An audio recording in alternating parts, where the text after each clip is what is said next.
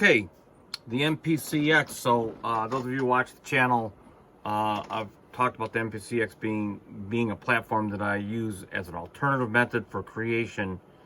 And I'd like to say today, I'm moving more in the direction of using the MPC X as the method for creation, and especially for doing like the home studio stuff more so, versus tracking live bands and so forth, like in a live setting. I think it would probably lend itself to be more useful to use more of a linear recording process like Pro Tools.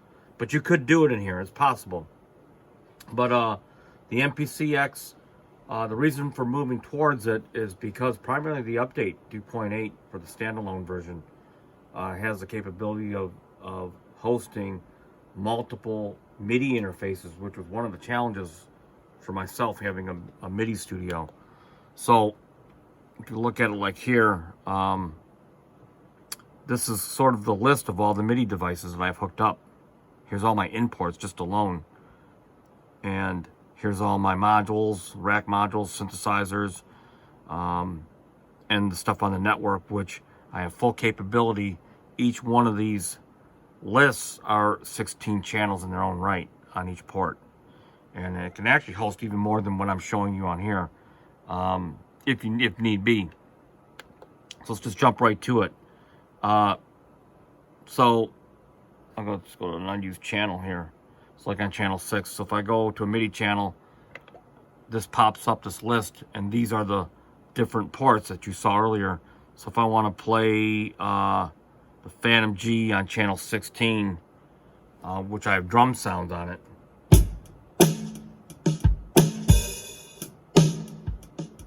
Okay, or channel 5, which I have synth sounds on. Okay, or I can pull up any sound on the rig. Here's the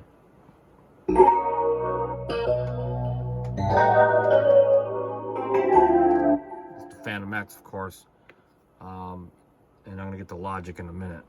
Here's a V synth right here.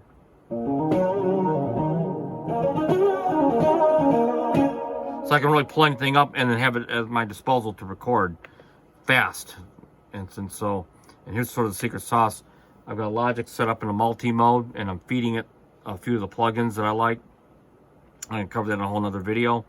But in a nutshell, in Logic, some of the plugins I just have to have. Here's Superior Drummer.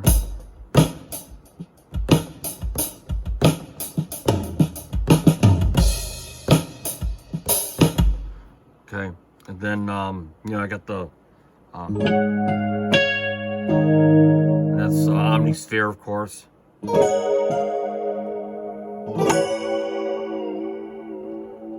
And guitar plugins. I'm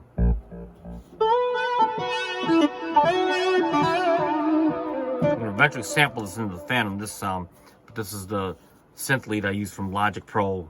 Goes all the way back from Logic Pro 7. So this is basically the MPC workflow for writing songs for myself has become so efficient that and the tactile functionality of the interface of the MPC X, the physical interface, has gotten so intuitive that I've just decided to move totally towards this. And again, as I stress that there's some other benefits that I'm going to mention that more affect myself or people in the position that I am, which is if you're running an older Mac or a computer, just in general, your drivers don't work, may or may not work or be updated for the next OS.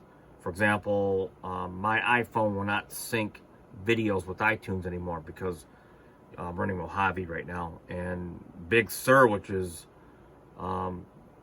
coming out, it's for the newer Macs, and I've got an older 12-core Mac Pro, the old one, the cheese grater one, and so my Sapphire Pro 40 interface, the drivers aren't being updated anymore, so for the new operating system, so just a matter of time where everything starts to fall in harmony, unfortunately, disharmony.